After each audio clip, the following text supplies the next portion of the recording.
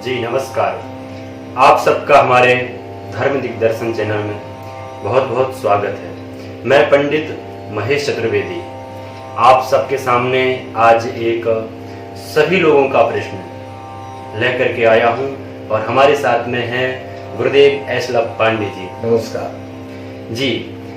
देखा जा रहा है कि अभी गुरुदेव पुरुषोत्तम का माह चल रहा है, अनुष्ठानों में वृद्धि हो गई है, जगह तगह धार्मिक कार्य बहुत ही गति से चल रहे हैं। लेकिन मेरे पास बहुत लोगों ने प्रश्न किए हैं और जैसे कि लोगों ने कहा कि पंडित जी हमें अनुष्ठान कराना है, तो अनुष्ठान कराना है, व्यक्ति को पता नहीं है कि अनुष्ठान का मतलब क्या है, लेकिन अनुष्ठान कराना है। तो हम जानना चाह रहे हैं और हमारे सभी दर्शक लोग भी जानना चाह रहे हैं कि अनुष्ठान क्या है, तो आप बताएं। प्रश्न सही है। आपने पूछा कि अनुष्ठान क्या है। देखो, अनुष्ठान शब्द का यही भावार्थ यह है कि किसी अनुयायी यानी कि किसी निमित्त हेतु जो कार्य किया जाता है और किसी निमित्त हेतु आवाहन या प्रतिष्ठापन देवताओं के द्वारा जो कर्म किया जाता है उस कर्म को अनुष्ठान कहते हैं। अनुष्ठान कोई कामना युक्त क्रिया को अनुष्ठान कहते हैं। जैसे कि कोई व्यक्ति साधना कर रहा है, वो निष्कामना है, तो वो साधना शब्द प्रयोग होगा। जहाँ जन कल्याण के लिए काम होगा वो यज्ञ शब्द प्रयोग होगा। जहाँ स्वयं की कामना हो या स्वयं परिवार की कामना हो या स्वयं की व्यक्तिगत जुड़े से संबंधित कामना हो, उस क्रिया में जो आध्यात्मिक क्रिया होते हैं उसको कहते हैं अनुष्ठान। जी बहुत सुंदर। चलिए, तो अनुष्ठान के बारे में तो हमने जाना कि अगर हम कोई अपने स्वयं के लिए व्यक्तिगत कोई कार्य करते हैं और हम उसके लिए भगवान के लिए सामने संकल्प करते हैं, वो अनुष्ठान है। लेकिन और ही बहुत सारी बातें लोगों ने पूछी है कि अनुष्ठान करने की विधि क्या है। पूजा पाठ तो सब लोग जल चढ़ाते हैं, पुष्प चढ़ाते हैं, लेकिन जब अनुष्ठान शब्द लग जाता है तो फिर उसकी विधि भी कुछ होगी ना। तो निश्चित रूप से विधि संपूर्ण रूप से करना चाहिए। अनुष्ठान का अनेक विधि है। सर्वप्रथम तो उसमें 3 प्रकार की शुद्धि कहा गया है। द्रव्य शुद्धि, क्रिया शुद्धि, मंत्र शुद्धि। ये 3 चीजें बहुत आवश्यक है। मान लीजिए आपके पास जो द्रव्य आया है वो कोई पाप अर्जित धन तो नहीं है, उसको आप अनुष्ठान में लगा देंगे, वो नहीं होना चाहिए। द्रव्य शुद्धि होना चाहिए। और द्रव्य शुद्धि में एक और शब्द भी आता है, द्रव्य दक्षिणा भी होता है, द्रव्य वस्तु की भी कहा गया है। आजकल जैसे अनुष्ठान में घी की यूज करते हैं, प्रयोग में लेते हैं, तो कई लोग क्या करते हैं कि पूजा वाला घी बाजार से लेके आते हैं। उसका नाम है पूजा वाला घी, 130-135 रुपए में मिलता है। जबकि सरसों का तेल ओरिजिनल या तिली का तेल वो 250 रुपए में भी नहीं मिलता है, लेकिन वो घी मिल जाता है 130 रुपए में। तो यहाँ द्रव्य शुद्धि नहीं रहा। और क्रिया शुद्धि जिस विद्वान के माध्यम से आप करा रहे हैं उनकी क्रिया में भी कोई त्रुटि नहीं होना चाहिए ना। और जो जजमान है, जो नित्य नैमित्त के जो उसमें नियम कहा गया है दिनचर्या में या उसमें ब्रह्मचर्य पालन में, इन सबको ये क्रिया में आ जाता है। वो क्रिया में शुद्धिता होना चाहिए। और तीसरी बात है मंत्र शुद्धि। जो होता, जो गणपत्य या जो वेदाचार्य मंत्र बोलता है तो उस मंत्र में भी शुद्धि होना चाहिए। ये 3 प्रकार शुद्धि से एक विधि बनती है। उस संपूर्ण विधि से अनुष्ठान करना चाहिए। एक बात जरूर है कि विधि में कोई कॉम्प्रोमाइज नहीं किया जा सकता, क्योंकि सकाम का अनुष्ठान है। जब सकाम कार्य होता है तो उसमें किसी भी प्रकार की कोई कॉम्प्रोमाइज नहीं होता है।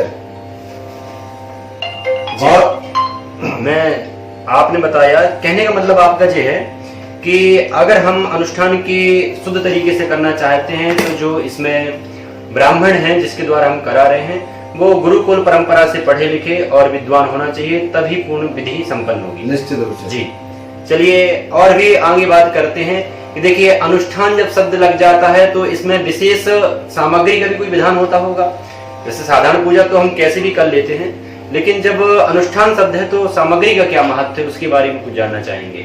देखिए, अनुष्ठान में जो यज्ञादि कर्म जितने भी सकाम अनुष्ठान होते हैं जी, उन सभी में सामग्री का ही सबसे बड़ा महत्व है जी। क्योंकि हमारा संकल्प उतना महत्व नहीं है जितना सामग्री का महत्व है।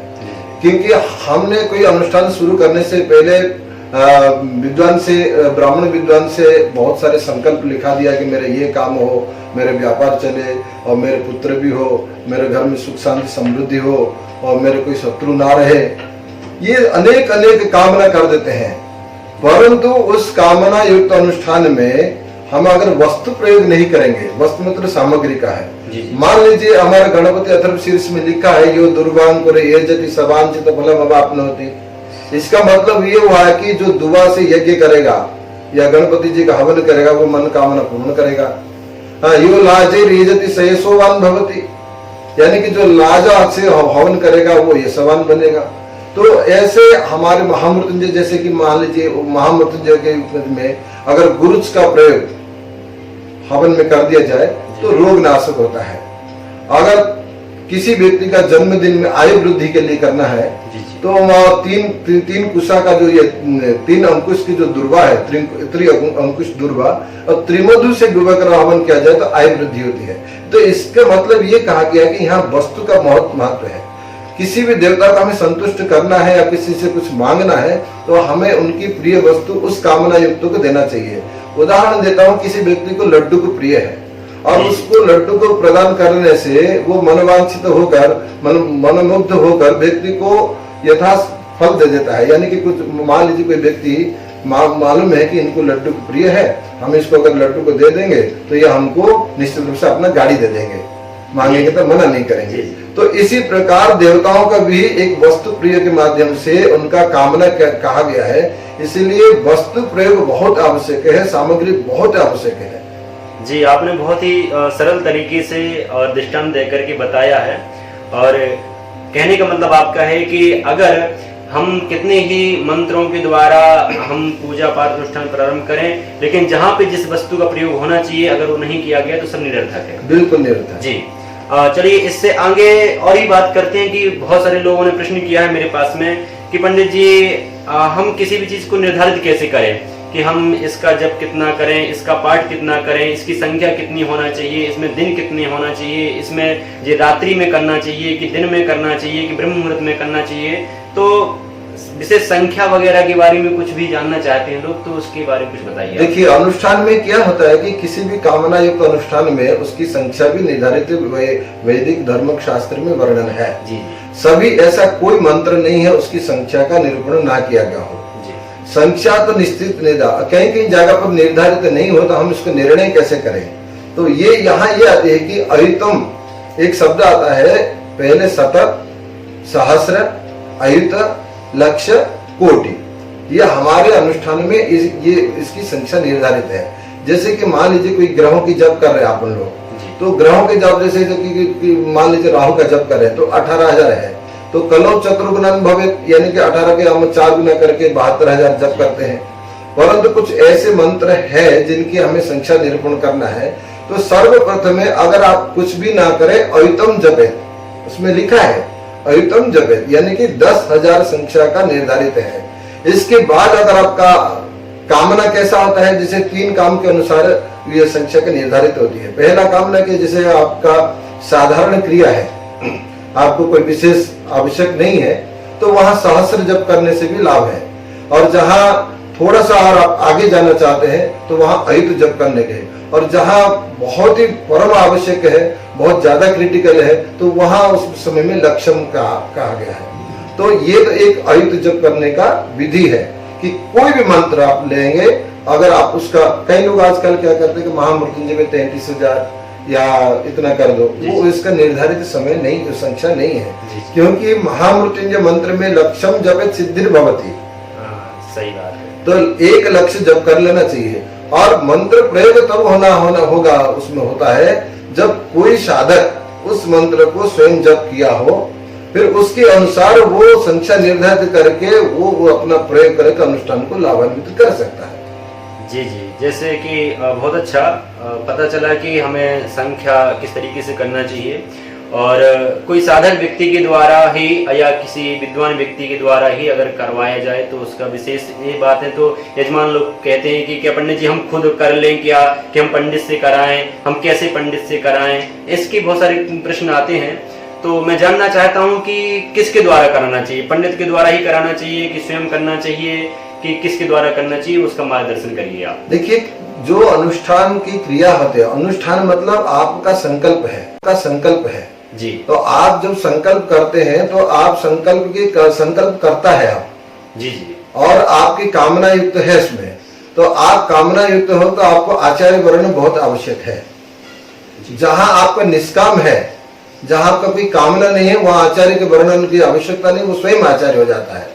और जहां कामना युक्त हो जाए तो वहां आचार्य के वर्णन बहुत आवश्यकता है, क्योंकि बिना आचार्य, बिना गुरु के माध्यम से वो अनुष्ठान सफल नहीं हो सकता है। क्योंकि कैसे ऐसे क्रिया होती है, उसमें कहीं त्रुटि हो जाए तो उसकी दक्षवान व्यक्ति, अगर उसको जानकारी व्यक्ति आपके साथ नहीं होगा तो आपकी त्रुटि के माध्यम से अनुष्ठान विफल हो सकता है। इसलिए वहां आचार्य वर्ण की आवश्यकता है, तो विद्वानों के द्वारा कराना चाहिए। परंतु इसमें एक बात और शब्द आता है कि हम विद्वान के द्वारा कैसे कराएंगे, क्योंकि इसमें क्या कितने पंडित लगाना है, कि एक पंडित से कराना है या अनेक पंडित से कराना है। तो ये अगर बात हम आते हैं तो यहाँ एक शब्द आता है कि जैसे कोई पाठ का अनुष्ठान होता है, जैसे कि अष्टोत्तर पाठ होता है भागवत का, तो वहां 108 पाठ होगा, तो एक पाठ एक व्यक्ति के हिसाब से 108 पंडित निर्धारित होते हैं। लेकिन जो मंत्र की संख्या होती है, और उस मंत्र की संख्या में अगर एक माध्यम से भी कराएंगे तो अगर कोई करने में सक्षमता रखता हो कोई आचार्य, तो वो एक भी कर सकते हैं। क्योंकि गर्गाचार्य जी ने भी जितने अनुष्ठान भगवान ये वसुदेव जी के लिए किए, वो स्वयं किए हैं आचार्य रूप बनकर। तो ऐसे परिस्थिति में हम जहां सक्षम हो जाए, आचार्य अगर सक्षम है तो वो कर सकता है, नहीं है तो उसके साथ एक गणपति रख सकता है, रख सकता है, पति होता है, ये हमारा यज्ञ कर्म में कहा गया है। तो उनको साथी को लेकर वो कर सकता है। लेकिन यजमान जहां की करके मैं स्वयं कर सकता हूँ, सकाम अनुष्ठान में आपका आचार्य होना बहुत आवश्यक है। जी, जैसे कि आपने समझाया कि अगर हम अनुष्ठान करते हैं, अगर हम स्वयं से अनुष्ठान करते हैं तो हमसे कहीं त्रुटि हो जाए, क्योंकि हम उसमें दक्ष नहीं हैं। और अगर हम अच्छे तरीके से अनुष्ठान करना चाहते हैं तो किसी ब्राह्मण का वर्ण करें, आचार, उपाचार, गणपति, ऋतिज, इन सबको रख करके अपने अनुष्ठान को सिद्ध कर सकते हैं। जी। और भी बहुत सारे प्रश्न आते हैं कि जैसे कहते हैं कि अधिकतर जो छोटे छोटे प्रश्न हैं कि लोग कहते हैं पंडित आज मुझे हवन करना है और अग्निवास नहीं था, उन्होंने करा दिया, और अग्निवास है क्या, नहीं है क्या है, तो बहुत लोग कंफ्यूज हो जाते हैं। तो मैं आपसे पूछना चाहता हूँ कि अग्निवास का जो है वो कैसा है और उसके बारे में कुछ जानना चाहिए। देखिए, जिस अग्नि कुंड यानी कि हवन कुंड में अग्नि का कभी उसमें से कभी अग्नि समापन नहीं हुआ हो, शांत नहीं हुआ हो, वहां प्रज्वलित है, वहां अग्निवास की आवश्यकता नहीं होती है। एक बात। दूसरी बात, जो नित्य प्रतिदिन हवन करते हैं उनके लिए अग्निवास की आवश्यकता नहीं होती, जो अग्निहोत्र करते हैं। लेकिन जहां सकाम अनुष्ठान करते हैं हम, तो उस कार्यक्रम में हमको अग्निवास देखना आवश्यक है, क्योंकि पृथ्वी में अग्निवास हो तो आपको अग्नि ही साक्षी है अनुष्ठान के लिए। इसलिए अग्नि को साक्षी हम अग्निवास का देखने का हम मरते लोग अनुष्ठान कर रहे हैं, तो अनुष्ठान के समय में हमारा अग्निदेव साक्षी होना चाहिए। तो वहां अग्निवास, आपने अग्नि जला दिया और हवन कर दिया तो इसका मतलब नहीं कि अग्निवास नहीं हुआ। वो अग्नि एक आग है, लेकिन जब अग्निवास के माध्यम से हम अग्नि का पूजन करते हैं, वो तो साक्षात अग्निदेव प्रतिष्ठित होकर उस कर्म के साक्षी बनते हैं। इसलिए अग्निवास बहुत आवश्यक है। जी, बहुत सुंदर कि अगर हमें कोई भी सकाम अनुष्ठान करना है तो उसके लिए मुहूर्त देखना बहुत आवश्यक है। बिना अग्निवास के अगर हम करते हैं तो उसका दुष्परिणाम होता है क्या? वो अनुष्ठान सफल नहीं होगा। परिणाम कैसे भी हो, लेकिन अनुष्ठान जिस कामना युक्त किया जाएगा वो कामना पूर्ण नहीं होगा। जी, बहुत सुंदर। और आगे भी मैं बात करना चाहता हूँ कि जैसे कि अनुष्ठान में ब्राह्मण को और यजमानों को क्या नियम रखना चाहिए, क्या संयम रखना चाहिए, क्या उसकी पद्धति है, किस तरीके की अनुष्ठान सिद्ध हो। बहुत लोगों की शिकायत आती है कि पंडित जी हम जो पूजा करा चुके हैं और हमें फायदा नहीं मिला, तो यहाँ कारण क्या है और इसमें क्या नियम करना चाहिए, इसके बारे में। देखिए, नियम हमने पहले आपके जो प्रश्न था उसमें भी हमने ये बताया कि द्रव्य शुद्धि, क्रिया शुद्धि, मंत्र शुद्धि के बारे में। जी। इसके साथ साथ नियम क्या होता है कि एक तो यजमान को पूर्ण समर्पित होना चाहिए और आस्थावान होना चाहिए, और जिस कर्म के प्रति वो कर रहे हैं और वह करा रहे हैं आचार्य के द्वारा, उनके प्रति संपूर्ण विश्वास होना चाहिए। एक बात। दूसरी बात, दैनिक जो कार्य है, जो दिनचर्या है, वो दिनचर्या में ऐसा नहीं कि आज हम अनुष्ठान कर रहे हैं, वो ठीक है, अनुष्ठान तो 8 बजे होता है, हम 7 बजे उठ जाएंगे, ये नहीं है। वो उस जितने अनुष्ठान काल समय तक ब्रह्म मुहूर्त में उठना चाहिए। और किसी की कोई चुगलीखोर जैसे करते हैं ना, जैसे कि इसका इधर की कथा, कोई इस प्रकार की कथा वार्ता ना करे, सिर्फ भगवान की चर्चा में रहे, जिसके निमित्त अनुष्ठान करे उनके ध्यान करते रहे, मन भगवान में लगाए। आप घर की क्रियाएं में आप इंद्रियों को लगा दो और मन भगवान के साथ लगा दो। और दूसरी बात यह है कि क्रोध नहीं करना चाहिए और आहार में भी शुद्धि करना चाहिए। और यही बात पंडितों के साथ भी होता है कि पंडित जो है अपने घर जाए तो एक तो हमारे वैदिक शास्त्र में कहा गया है कि जहाँ अनुष्ठान करता को घर अनुष्ठान के जो स्थल है वो छोड़कर नहीं जाना चाहिए। लेकिन आज की परिस्थिति में, कलयुग में ऐसा परिस्थिति नहीं हो पाता है कि इतने सारे पंडित को कोई व्यवस्था नहीं कर पाता, तो पंडित अपने घर चले जाते। तो घर जाए तो वो अपना नित्य दैनंदिन के संध्या वर्ता इत्यादि अर्चन वर्चन करते रहे और घर में रहते हुए कि जजमान की कल्याण की कामना की सदा चिंतन करता रहे। और साथ में पंडित भी, आचार्य के जो मुख्य जिसने संकल्प लिया है वो कामना की पूर्ति करने के लिए, उसको भी ब्रह्मचर्य का पालन करना चाहिए। इन सारे ने शुद्धिता रखना चाहिए और साथ साथ में पंडित को त्रिकाल संध्या करना चाहिए। अगर यजमान को भी करना चाहिए, ऐसा नहीं कि यजमान को त्रिकाल संध्या नहीं करना चाहिए, द्विज मात्र के त्रिकाल संध्या करना ही आवश्यक है। बहुत सुंदर, आपने बहुत सारे प्रश्नों का उत्तर दे दिया है। और जी पुरुषोत्तम माह चल रहा है और पुरुषोत्तम माह में अनुष्ठान की वृद्धि हो चुकी है, तो मैं एक प्रश्न बहुत ही विशेष करना चाहता हूँ जो सब दर्शकों को भी आपके द्वारा, ये प्रश्न नहीं हमारे दर्शकों का, लेकिन यह प्रश्न मैं आपसे करना चाहता हूँ। आप सबको बहुत अच्छे तरीके से बताइए कि अनुष्ठान के लिए हमें कैसे ब्राह्मण का चयन करना चाहिए जिससे कि अनुष्ठान अति शीघ्र सिद्ध हो। और क्योंकि कई जगह मैंने ऐसा देखा है कि बहुत गलत हो रहा है, तो इसमें यजमान की गलती है कि ब्राह्मण की गलती है? नहीं, देखिए क्या है कि अनुष्ठान यजमान को अगर उतना ज्ञान होता तो फिर आचार्य को क्यों बुलाता। तो एक तो सबसे बड़ी बात है कि आचार्य जो होते हैं वो शुद्ध रूप से बात करें कि अनुष्ठान में ये परम आवश्यक है और इतना बहुत जरूरी है, तो उसी हिसाब से आपको आगे बढ़ना चाहिए।